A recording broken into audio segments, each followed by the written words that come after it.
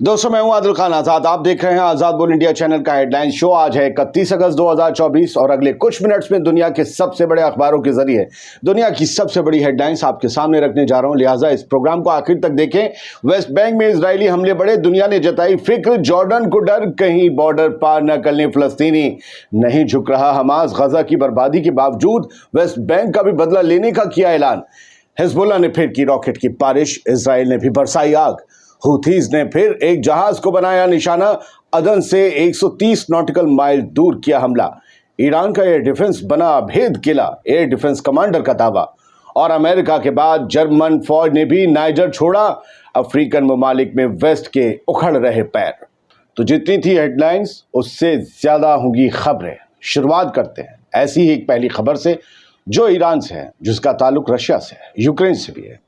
दरअसल इल्जाम लगे ईरान पर कि यूक्रेन के कब्जाए हुए इलाकों में मौजूद रशियन फौजियों को रूस जाकर ईरान के फौजी ट्रेन कर रहे हैं। पहले वो रूस जाते हैं, फिर उन इलाकों में जाते हैं जहां पर रूस ने कब्जा जमा लिया है, और जो नए नवेले फौजी हैं या कुछ नए हथियारों से, कुछ ऐसे हथियार जो रूसी फौजियों को सही से चलाने नहीं आते, उसकी ट्रेनिंग ईरानी फौजी दे रहे हैं या IRGC के कमांडोज। अब इस बात को नकारा है ईरान ने, कहा ये बेबुनियाद बयान है, इल्जामात हैं हम पर, क्योंकि आप एक तरफ रूस को घेर रहे हैं, हमें सही से कहीं घेर नहीं पा रहे हैं, तो आप हमें वहां ले जाकर बदनाम कर रहे हैं। ये डिनाई किया है ईरान ने कि हमारी कोई मौजूदगी नहीं है, ईरानियन मिलिट्री की रूस में या यूक्रेन में कोई मौजूदगी नहीं है, और हम यूक्रेन वॉर में रूस की तरफ से कोई मदद नहीं दे रहे हैं, लिहाजा हम पर इस तरीके के इल्जामात बंद किए जाएं। और ये कहा ईरानियन फॉरेन मिनिस्ट्री की स्पोक्स पर्सन नासिर कानानी ने, इल्जामात लगे थे कि रूस को मदद दे रहा है ईरान यूक्रेन के खिलाफ। वेस्ट इस बात को लेकर नाराज था। पिछली खबर में बटन खुला रह गया था, उसके लिए माफ़ी चाहता हूँ। आगे बढ़ते हैं। IDF ने कहा है कि 40 रॉकेट दागे हैं हिजबुल्लाह ने ताज़ा हमले में, और ये सब कुछ हुआ है जुमा और सनीचर की दरमियानी रात को। फिर से हिजबुल्लाह ने बारिश की है। हिजबुल्लाह ने अपने कमांडर फौज शुक्र की मौत का बदला तो पहले फेज़ में लिया है, कई फेज़ अभी बाकी हैं, लेकिन ये वो हमले हैं हिजबुल्लाह की जो रूटीन हमले बन गए हैं। इजरायली फौज हर वक्त चौकन्नी रहती है, शिफ्ट्स लगती हैं। पहले 2-4 लोग पहरा देते थे, अब 200-400 लोग हर वक्त पहरा देते हैं। कब कौन कहां से कोई रॉकेट ड्रोन आ जाए और कब किसकी जिंदगी को खत्म कर जाए। नॉर्दर्न इजराइल में रहने वाले सेटलर्स घबराए हुए हैं, बंकर्स और शेल्टर्स उनकी जिंदगी का सच बन गए हैं, यही उनकी जिंदगी बसर हो रही है। मदद पर, 5 किलो राशन पर जिंदगी गुजर रही है। हो सकता है वहां भी पहुंच रहा हो, उनकी हुकूमत भी दे रही हो, लेकिन काम धंधे ठप पड़े हैं।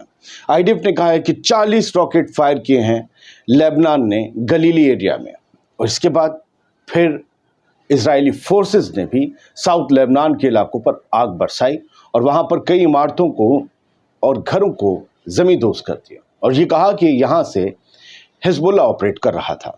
खैर, ये बताया गया शेलिंग की है इन्होंने। और इसके अलावा वेस्ट बैंक चलते हैं। अल कस्साम ने असल में एक डबल ऑपरेशन हुआ है। अल खलील जो इलाका है वेस्ट बैंक में, वहाँ पर 2 लोग एक कार में मारे गए और कुछ लोग और जगह पर।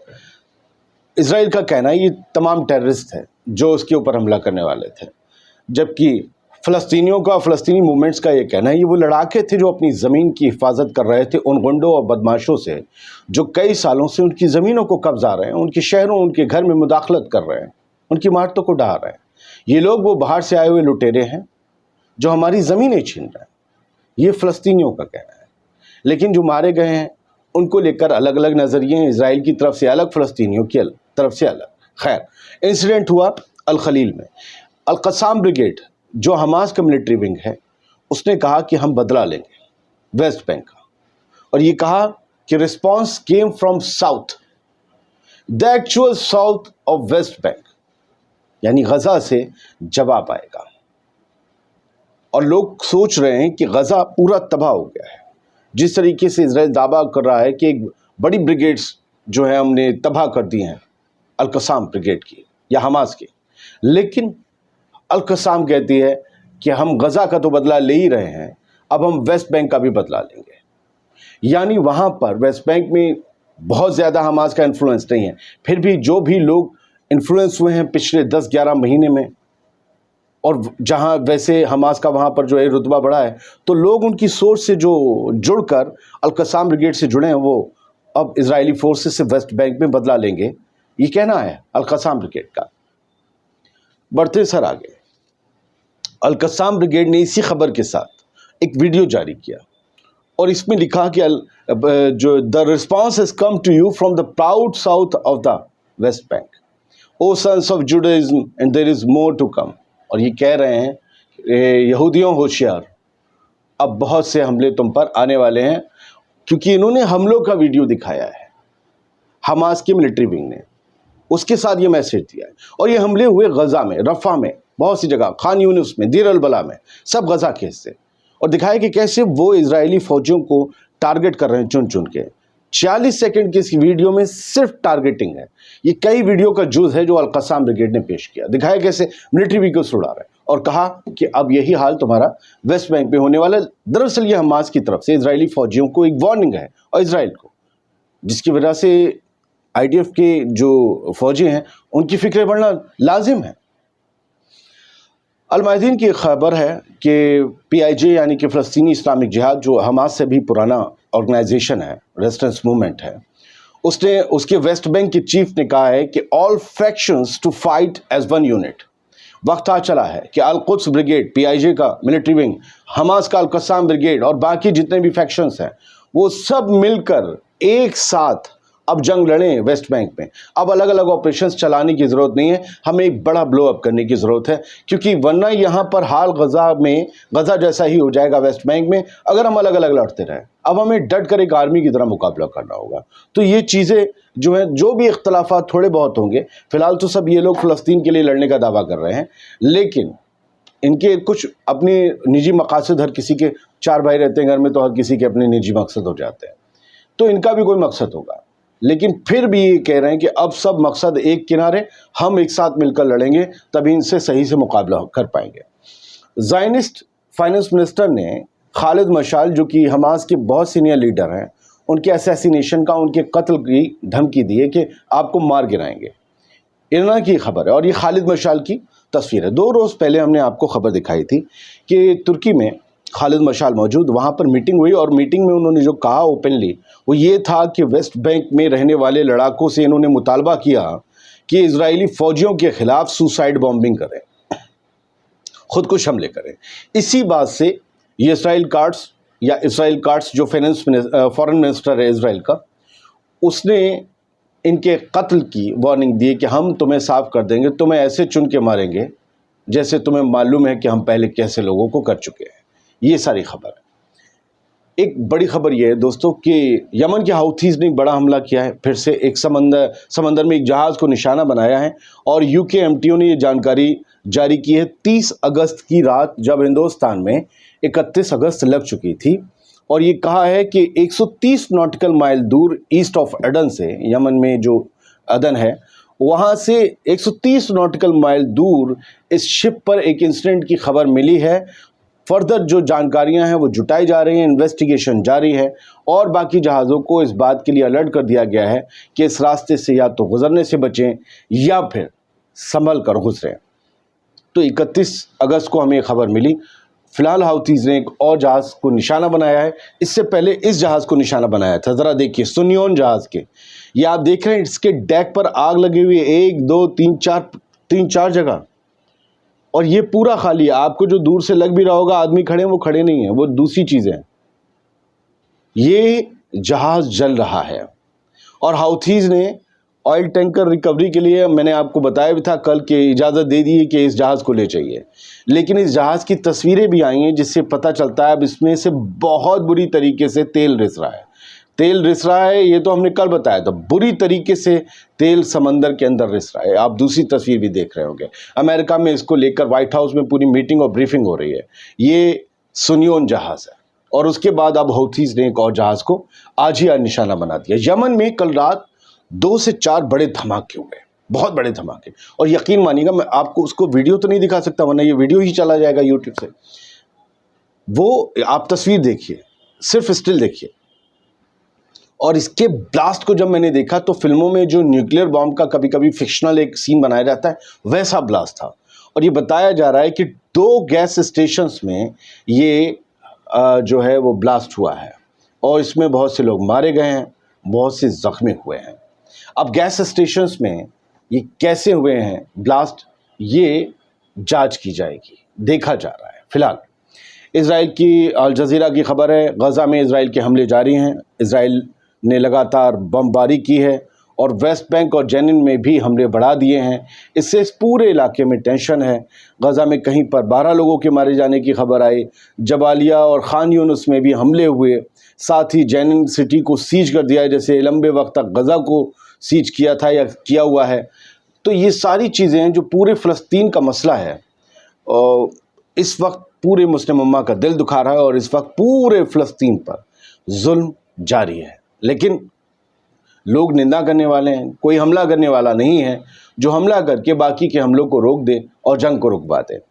خیر، جارڈن کو اس بات کا ڈر ہے، ٹائمز آف اسرائیل کی خبر کے مطابق، کہ IDF کے جو ویسٹ بینک میں آپریشن چل رہے ہیں اسرائیل کے، اس سے لوگ ڈر کے یا جان بچا کے، اور جو سیٹلر وائلنس کر رہے ہیں، سیٹلرز جو ہیں کٹر پنتھی یہودی جو فلسطینیوں پر ظلم کر رہے ہیں IDF کے علاوہ، اس سے ہوگا یہ کہ فلسطینی اپنی جان بچا کر گھبرا کر بھاگنے کو مجبور ہو جائیں گے، اور ہو سکتا ہے کہ وہ سرحد پار آ جائیں۔ اب جارڈن کو لگ رہا ہے یار ہمارے یہاں آگے، ہمارے یہاں سے پہلے سے ہی ایز اے ریفیوجی بہت سے فلسطینی رہ رہے ہیں، اور جارڈن کو یہ بھی ہو سکتا ہے ڈر ہو کہ یہ کہیں اپنی زمین چھوڑیں اور باقی لوگ اور پھر قبضہ لیں، پھر اور فلسطینیوں کے پاس سے زمین چلی جائے۔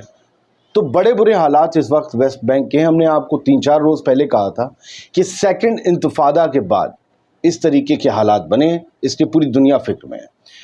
ایرنا کی خبر ہے کہ ایئر ڈیفنس کمانڈر جو ہیں ایران کے، انہوں نے کہا ہے کہ ہم جو ایریل ویکلز ہیں، اٹ مینس ڈرون ہیں، میزائل ہیں، ہم انہیں کئی میل دور سے، سینکڑوں میل دور سے ڈیٹیکٹ کر سکتے ہیں، یا دسیوں میل دور سے، اٹ مینس یوں سمجھ لیجئے کہ کئی میل دور سے ہم اسے ڈیٹیکٹ کر سکتے ہیں کہ وہ ہماری طرف آ رہا ہے، اور ہم اسے مار کر گرا دیں گے، کیونکہ ہم نے اپنی ایئر ڈیفنس سسٹم میں یہ قوتیں اور صلاحیتیں حاصل کر لی ہیں کہ ہم سینکڑوں کلومیٹر دور سے دیکھ لیں کہ کیا ہماری طرف خطرے کی شکل میں آ رہا ہے، اور ہم اسے کاؤنٹر کر سکیں۔ اور یہ قوتیں ایران نے اپنی بنا پر حاصل کی ہیں، یہ ان کا کہنا ہے، جن کی آپ تصویر دیکھ رہے ہیں، اور ان کا نام ہے جنرل علی رضا صباحی فرد۔ یہ کمانڈر ہیں ایئر ڈیفنس فورس کے، ایرانین آرمی کے۔ اس کے بارے میں پریس ٹی وی نے بھی خبر دی، اور یہ وہ ایران کے ایئر ڈیفنس سسٹم کی تصویر ہے، ذرا آپ دیکھ لیجئے۔ پہلے ایران کا جو ہے یہ ایئر ڈیفنس سسٹم ہے، اس کا نام ارمان ہے، اور ازارکش اس میں تھنڈر بولٹ ہے۔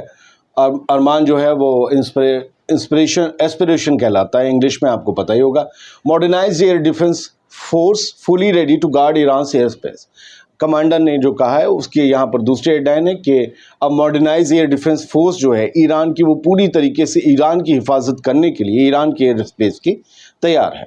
جرمنی کی بابا ایک خبر یہ ہے کہ جرمنی نے نائجر سے اپنی پوری ملٹری فورس کو نکال لیا ہے، ان کا پورا ٹنڈیرا اٹھ کر واپس جرمنی آ گیا ہے۔ کئی 6 کارگو پلین سے لگ بھگ جو ہے ان کے جو 60 ٹروپ اور باقی سامانات کئی ٹن کا وہاں سے نکل کے آئے۔ جرمنی نے وہاں پر بیس بنائی ہوئی تھی۔ اس سے پہلے ابھی کچھ مہینے پہلے ہی امریکہ بھی وہاں سے اپنا پورا تمبو کنات اٹھا کر نکل کر آ گیا۔ نائجر میں دونوں بیس تھیں۔